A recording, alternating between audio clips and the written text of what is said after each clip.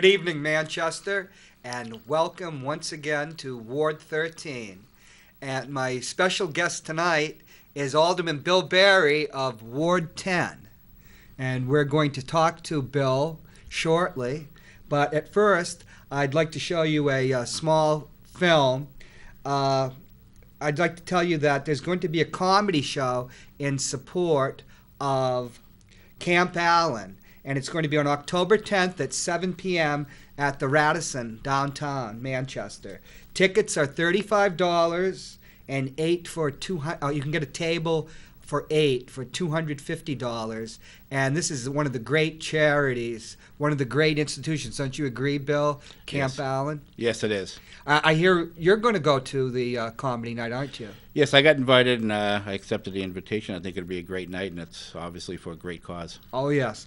And now, John, if we can show that short film. Hi, I'm Heidi Hamer, board member of Camp Allen, and I'm here with... Mary Constance, the executive director of Camp Allen. How's Camp Allen doing, and what's going on with this comedy night? Comedy night. This is our 4th annual comedy night. This year it's at the Radisson Hotel in the Grand Ballroom. It's October 10th at 7. We have lots of food, cash bar, and these incredible baskets that we're going to be auctioning off this year. And I just happen to have some tickets. Tickets are $35 each and can be obtained through Camp Allen. You can just call us at 603-622-8471 or email us at mary@campallennh.org for tickets. And you can buy a table of 8 for $250, which is a great deal. Well, I'll be there, and Bill Barry will be there. It's a wonderful event. I've been there several times now. Bill, speaking of successes, you helped organize the West Side Community Awareness Rally, and what was it? I think almost 200 people came through in the 3 hours that the rally took place. Why don't, John, can you show that slideshow of the rally, please? Here we go. There's Bill Cashin, our great alderman. There's Dr. John Avard. There's the NJROTC from my alma mater, West High School. Oh, there's my friends the Hamers and Tim Smith, the rep. Oh, that horse was something, huh? I don't know how many hands high. It was a French horse. Oh, look, there's Joyce Craig and Pat Long. There's His Honor. That was, I think, the Boys and Girls Club. Yeah, the Boys and Girls Club. That was Panera gave out cookies, and they helped to provide the refreshments. There's the NJROTC. That's called, what is it called? Disc golf. Disc golf. They were there too. I didn't try my hand at disc golf. I have a hard enough time playing miniature golf, always my balls going into the drink. Now, talking about one of the issues that were at the rally was child safety. Now, you have a career of almost 30 years in law enforcement, but I think one of the things that distinguishes you is your background in finding missing children. Yeah, I've worked on several missing children cases. One in particular was kind of a funny story where I was working on a New Hampshire case. A young lady was missing from Goffstown. We ended up locating her in Florida. And shortly after that, probably within a few days, I received an email from a person who I knew that was working for the National Center for Missing and Exploited Children, pretty much saying, it was a $100,000 reward out for the recovery of 2 missing children out of Tennessee that were missing since 2003, and at that time it was 2006.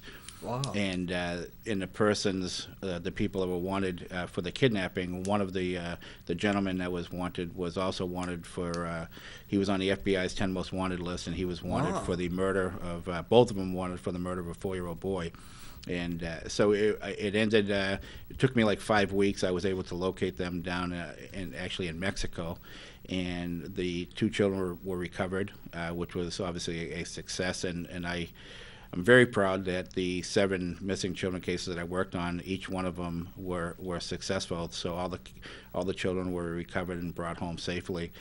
So I'm proud of that. One of the things that when I was working with the Sheriff's Office, Hillsborough County Sheriff's Office, for over 26 years, I worked in a fugitive task force. So I worked there for the last 17 years that I was at the Sheriff's Office, and it was a lot of fun. It was tracking down fugitives. Almost all of them were felons that were wanted for whether it be probation violation, and the charges could stem from writing bad checks all the way up to rape, murder, and child molesting and things like that. I've always had a passion for locating any type of crime that was committed against a child or an elderly person. I would pretty much drop everything, and that's how the office was when I was there. We would drop everything to focus on that particular fugitive. Who was the sheriff? A lot of people don't know much about the sheriff's office. Who was the sheriff in the times that you were working at the sheriff's office? That's one question. Yeah. And the other question is, and we could go into it, why did they choose you for these tasks, which seem to be they're important. Yeah. First of all, who was the sheriffs, and what? I would think that you were one of the outstanding personnel at the sheriff's office, were you not? Or you wouldn't have got these assignments. It's a team effort. It always Yeah. is. I'll tell you, any case that I've ever worked on. Well, first of all, to answer your question, when I first started in 1985, Lou Durrett, he was the sheriff then, very, very proud of his career in law enforcement. He has passed away, but I remember Lou. He hired me, so he was. I appreciate that. But I remember him because he was hands-on. I mean, when you walk in the morning, he would always greet you with, how are you? How's your family? And I was coaching football and baseball and basketball back then. He would ask, how'd your team do? And he was very sincere about it. And he would greet everyone like that. And you appreciate that because Yes. It's not just coming into work and focusing on chasing bad people. Walter Morse was in 1993, I believe, he took Right. over. He was the sheriff then, and then he was there for about approximately 10 years, and then the current sheriff has been there since then. But the head of the sheriff, it's just like in the military, our colonel, because I worked in an MI unit, so we would either have a lieutenant colonel, and there would be a colonel above him, and because we were a small unit. But our colonel, we made a general because we were a crack unit, but he cared about us. He would come down and talk to us. He'd even come to Snoopy's, our local bar. I can't really tell you all the details, but he actually cared, and we won him his star, and which led to a memorable event at Snoopy's. But once again, I can't get into that.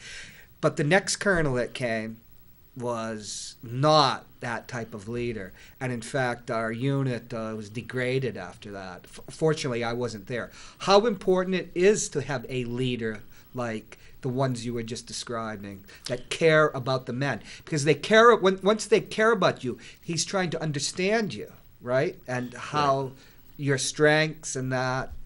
Yeah, it was when I was working, for Lou Durrett. There's so many different aspects of the sheriff's department that you can work in. And then when Walter Morse took over, I ended up getting into the fugitive unit while Walter Morse was the sheriff, and I was there for the last 17 years that I was at the sheriff's office. Another one. He was hands-on, always cared about what you were doing. Wasn't always looking over your shoulder, but if you needed anything, he was certainly someone to go and speak with. And one of the things that about Walter Morse was I was the head of the union back when I was at the sheriff's office, and when he was the sheriff, you know how some people say, my door's always open, but right. Do they really mean it? He did mean it. I mean, while I was the head of the union and he was sheriff, I didn't file one grievance because his door was open. Not one grievance? No. How many men were in the sheriff's department? Men and women? Full and part-time, you're talking probably close to 50 people. And not one grievance. Yeah, and well, the way we handled it was I would go in there if there was ever a problem, and we would talk it out, and Right. we'd come to a conclusion, who's right, who's wrong, and how we can fix it to make it better. So he was great like that, and you certainly appreciate it. And the men and women that were working at the sheriff's office appreciated it because they knew that he really did care. He wasn't out to try to do something that they just couldn't accept or wouldn't accept. He was very, very fair with the membership over Yes. at the sheriff's office. But so he was good, and he knew how passionate I was about children, and if any crimes were committed against children, how I would go out and work So extra hard. Is he the one that made you in the fugitive unit where you distinguished yourself? But he understood that you would be ideal for that role. Yeah, And- what it comes down to, even while I was there, and we have new people that were coming on board working for the sheriff's office that were young guys Yeah. and women. And one of the things that I would do is I would sit down and talk to them, and one of the things I really stressed was, you have to treat everyone with respect. Yes. No matter what they've done wrong, you just have to treat them with respect. You're not gonna like these people sometimes for what they've done or what they've been accused of doing, but in the long run, and even when they're working, even if they're not in the fugitive unit, if they're out serving civil process or transporting prisoners, we have a job to do. We have to stay neutral, and that's why we do have a sheriff's office, because we are neutral, and Yes. and that's why we're out serving civil process. And we deal with a lot of landlords, a lot of attorneys, a lot of law firms, and so it goes a long way. Because I'll tell you, there's been quite a few people that I've captured over my career using, and I'm not saying using in a bad way, but where I would run into people that I've arrested in the past, and they appreciated the way I treated them. Yeah. And they would give me information, and especially if Oh, someone was right. a child molester or someone that did a crime against the elderly, and I would explain to them why this person was wanted. They were real quick at giving me information about tracking They'd them become down. an asset because they respected you. Right, exactly. So, and one of the things, even back, it was, and I'll tell you, back in 2006 when I was working on that case, well, in 2007, because they wait a year, and within that year, 2006, the National Center for Missing and Exploited Children, I ended up receiving a letter from them saying Right. that I was going to be named the National Law Enforcement Officer of the Year for that case that I worked on. So. And it was at a congressional breakfast down in Washington, D.C. that I went down to. And I brought my wife, and then our daughter Lauren was only 5 years old. So when we went into the breakfast, there was quite a few people there. And they actually took my daughter and put her in a separate room because some of the things that were going to be said and Too shown graphic. are very graphic. Yes. And because fortunately, in my case, it was successful, but there were other ones that weren't successful. They ended up finding a young girl or boy, and they were deceased, and very sad. And that's when it really hit home more, because when you're working, on fugitive cases, and you're working even missing children cases, after it's complete and after you've met your goal of finding those people, you move on. Right. And you not that you forget about those cases, but you move on, You and have you've to got other move work on, to don't do. you? But when I was Yes. there, I mean, what really brought it to light, the table that my wife and I were sitting at, Ed Smart was sitting right next to me, Oh, and Ed Ed Smart Smart's was daughter. his daughter was Elizabeth Smart from Salt Lake City, Utah, Who'd that been was kidnapped, kidnapped, yeah. and then that was another success story because they ended up finding her. It really hit home, and also at that table was a couple out of New York who had a daughter that was kidnapped, and unfortunately they found her. That she was raped and killed, Oh, God. and that's when it really hits you, and this is real. Yeah. You can see it, you can watch it on Nancy Grace, and you see all these stories, but until you actually see the actual people that are involved, the families, the victims, it really does hit home, and how real it is that and you're part of it. You know. So what does it take? I know you were decorated by got an award from the FBI too, didn't you? Yeah, it's actually for that same case. I ended up getting a nice letter from Robert Mueller the third, who was the head of the FBI back then, and they gave me a special badge, and the special badge that they gave me as an award was only given to someone that worked on that's in a a high recovery. honor. Yeah, that worked on a 10 most wanted case and actually found the person that was wanted. So it was all in the same case, but we ended up finding him, and he ended up getting found guilty and was sentenced to life in prison. What's the psychology of a police officer? Like, once again, you have to move on. When you talked about that, I think psychologically you'd probably have to move on, and because there must be an emotional investment in these cases. And I think that a lot of people, we understand the military, what happens, that there's PTSD or something, but what is like the psychological ramifications of being a police officer? Like, you talked about your successes, but those people that were at that didn't have a success, that must be a burden on them. Yeah, thankfully I haven't seen it personally Right. on any cases that I've worked on, but it does emotionally, physically. It does have a toll on you. I know there was quite a few cases, especially if I was working a case that involved the West Coast, because now we're working on their time. So when you're a 3-hour difference and you're looking for a wanted party that's out in, say, California, I've got to be up at midnight talking to these people who are on the second shift or whatever, and it's 9 p.m. Their time, and again, it's their time, and so you've got to. And there's been so many cases that I've worked on that I lost sleep over because. Well, you've been to Mexico and Belize. One case took you to Belize, the former British Honduras. Right. So yeah. you've dealt with quite not just different Americans and California, the culture and the time, but you've actually been dealing with those people too. Well, and when you're Different working in a country. fugitive unit, let's put it this way: these people, especially in the winter months, when these people take off that are wanted, they're not going to hang around here. They're going to go down somewhere warm. They're going to go to Florida. A lot of them, are down in Florida, and that's one of the toughest parts of working the fugitive unit is trying to track these people down. And once you get a pretty good location,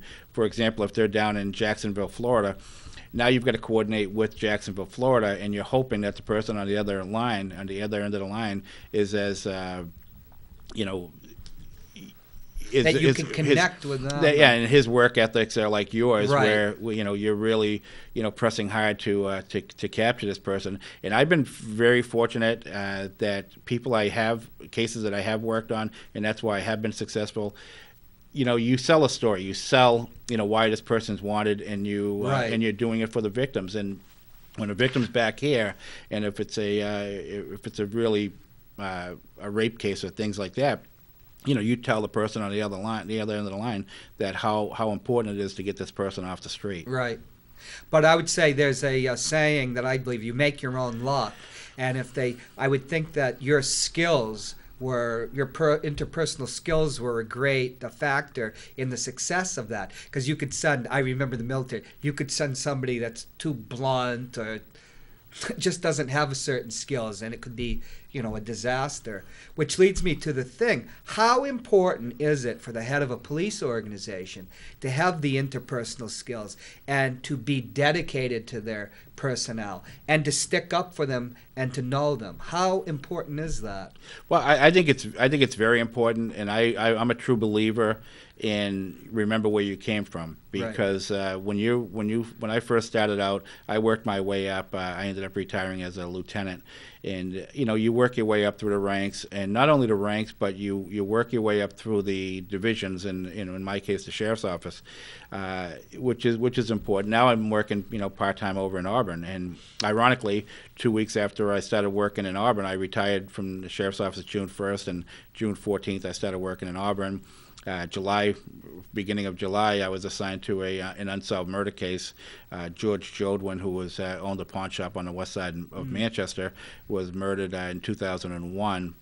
the day after Christmas, and they hadn't found the killer at that point. So myself and Bob Freitas, who was retired from the Manchester Police Department, we started working on it. I worked on it all summer from July through August, and Bob came on in August. So I was able to read through all the transcripts and all the interviews and so on, and just try to get a feel of what happened back in 2001 and who the people were that were interviewed, and we had to go back and interview quite a few people, and we ended up finding the person that was allegedly killed, George Jodwin. He's actually in Rockingham County Jail right now awaiting trial. So that was another success. And again, it's hard work. And when I say earlier, I said that there hasn't been one case that I worked on alone. Right. It's almost impossible. Teamwork. It is impossible, because as soon as you pick up that phone and you talk to one person, now that person's involved one way or another. Even if that person's only giving you information, he's involved, because you're trying to track this person down, and so it's all communication. So you never, and if someone ever said they worked a case alone, it doesn't happen, because it doesn't have to be another law enforcement agency or another person that's involved with law enforcement. It's the general public that assists you with your cases. So you never ever work a case alone. Talking about the general public, can we talk about, we had an excellent community meeting, remember, with Dr. Avard and you and Chief Mara, where we really were educated to the fact that the role the community can play. And I'll just say a little, we didn't realize, we only have 5 minutes left. Okay. We didn't really realize that even a tip, people were frustrated by tips to the police.